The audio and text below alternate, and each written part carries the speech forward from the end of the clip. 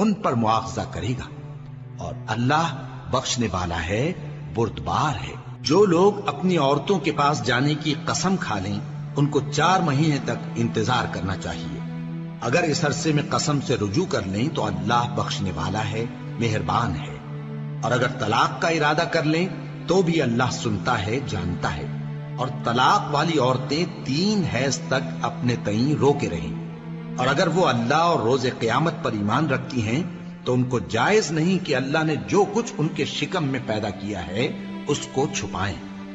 اور ان کے خاوند اگر پھر موافقت چاہیں تو اس مدت میں وہ ان کو اپنی زوجیت میں لے لینے کے زیادہ حقدار ہیں۔